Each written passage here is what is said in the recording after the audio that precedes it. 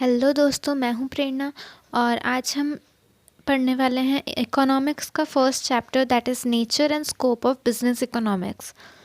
So what is economics? Economics is derived from the Greek word oikonomia, which means household. In 19th century, economics was known as political economics. The Wealth of Nation by Adam Smith is considered as the first modern work of economics. The two basic facts of economics are human wants are unlimited and the means to satisfy these wants are relatively scarce. So, economics is the study of the process by which relatively scarce resources are allocated to satisfy the competing unlimited wants of human beings. Meaning of business economics. Business economics is also known as managerial economics. It is the integration of economic theories with the business practices. It is applied economics, which fills the gap between economic theory and business practices. It is essential not only to business decision makers but also to the not-for-profit organizations.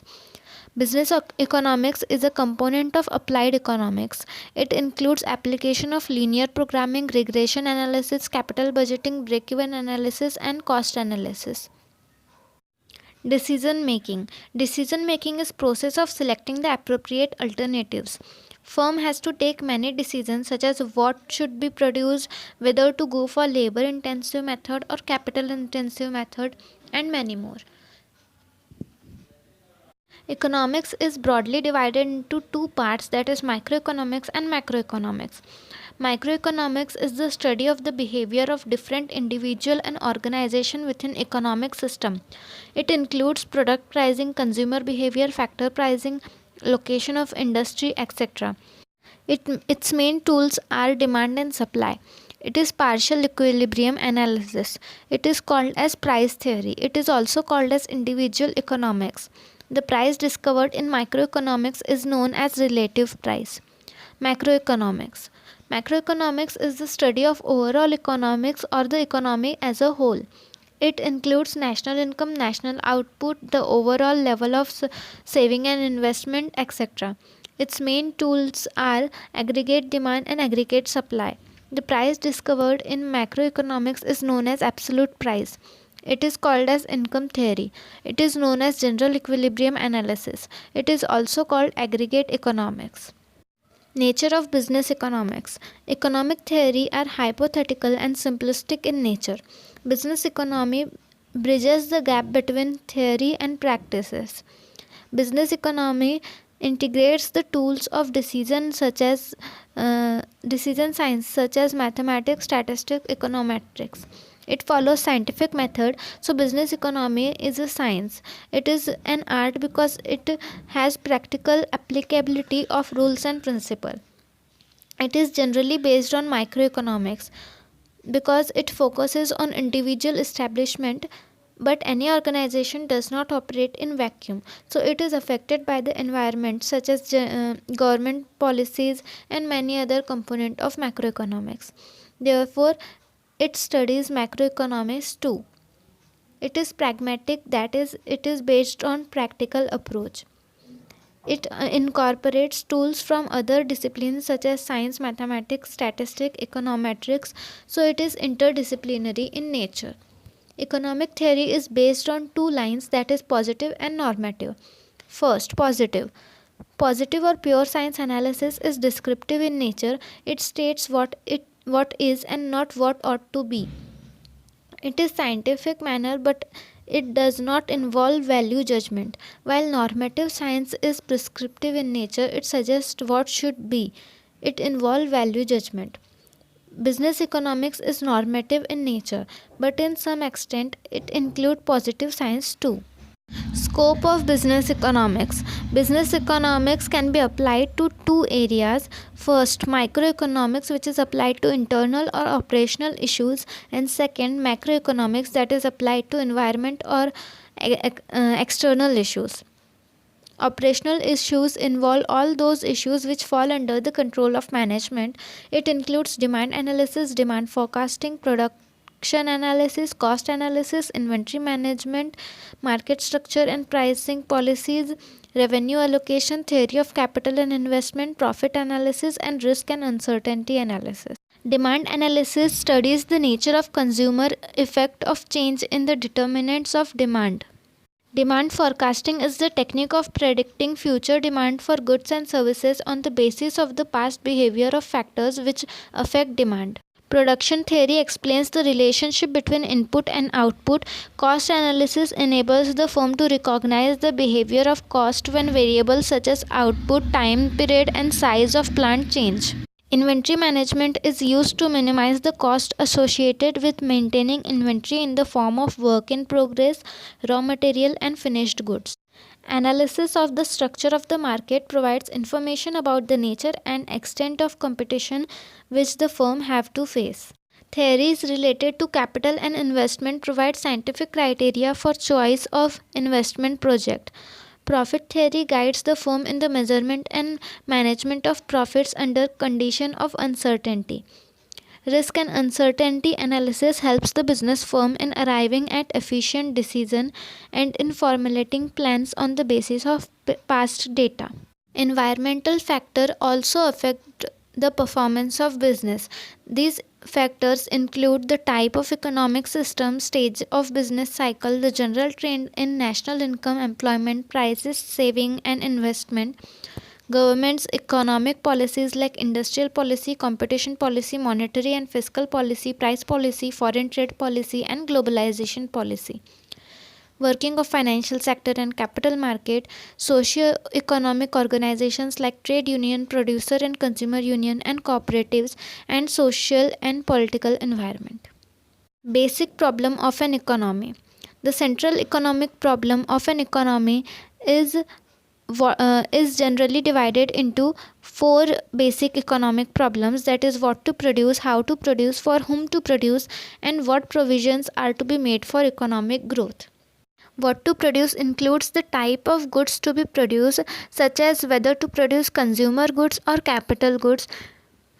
How to produce, it should be decided how to produce any commodity, whether to use labor intensive technique or use capital intensive technique. For whom to produce, it should be decided about the shares of different people in the national cake of goods and services. What provisions should be made for economic growth. A society has to decide how much saving and investment should be made for future progress. Economy is broadly divided into three parts. Classification based on the model of production, exchange, distribution, and the role which their government plays in economic activity. First, capitalist economy. Second, socialist economy. Third, mixed economy. Capitalist economy is also known as free market economy or laissez-faire economy. Capitalist economy enjoys right to private property. It has freedom of enterprise. It gives freedom of economic choice regarding consumption, work, production, exchange. It enjoys this profit motive.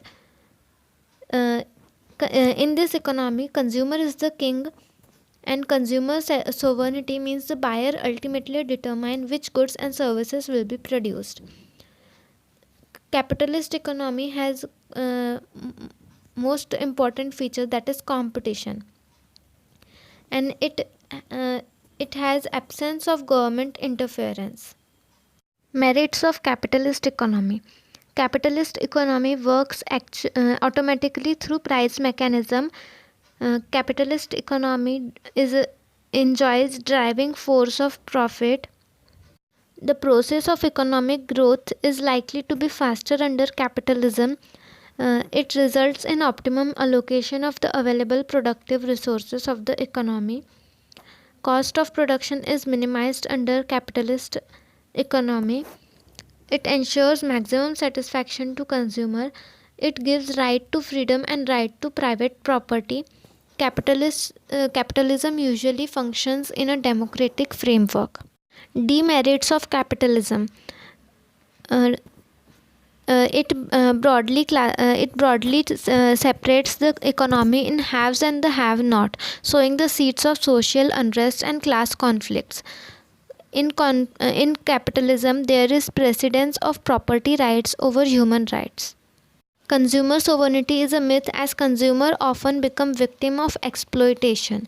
The capitalist system ignores human welfare because under a capitalist setup, the aim is profit and not the welfare of people. Capitalism leads to the formation of monopolies.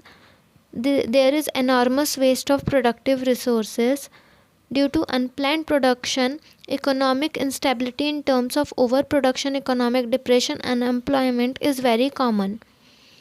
There is misallocation of resources as resources will move into the production of luxury goods. Less wage good will be produced on account of their lower profitability. Excessive materialism as well as conspicuous and unethical consumption lead to environmental degradation. Socialist economy. Socialist economy is also known as command economy or a centrally planned economy. Usually the state government governs or regulate this economy. There is collective ownership of all means of production except small farm, workshop and trading firms. There is central planning authority to set and accomplish socio-economic goals. There is absence of consumer choice. A relative equality of income is an important feature of socialism.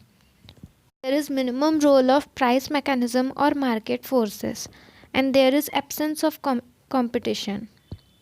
Merits of socialism. Equitable distribution of wealth and income, rapid and balanced economic development are some features of merit of socialism. Socialist economy is a planned economy. It it uh, it minimizes the unemployment. It ensures welfare of the society. It ensures right to work. In socialism, the labor and consumers are protected from exploitation. Demerits of socialism. It results in inefficiencies and delays. It restricts the freedom of individual. It takes away the basic rights such as the right of private property. It creates state monopolies which will sometime become uncontrollable. In socialism, the consumer have no freedom of choice, and the extreme form of socialism is not at all practicable. Mixed economy. Mixed economy is the combination of both capitalist economy and socialist economy. It is the best example of mixed economy is India. Features of mixed economy. There is coexistence of private and public sector. In fact, in mixed economy, there are three sectors, that is private sector, public sector and combined sector. Private sector is the group of private individuals where individual business firms are uh, uh, are controlled and managed by private individuals. And public sector are not primarily profit oriented but are set up by the state for the welfare of the community. Third, combined sector. It is the combination of both the government and the private enterprises. uh, Merits of mixed economy.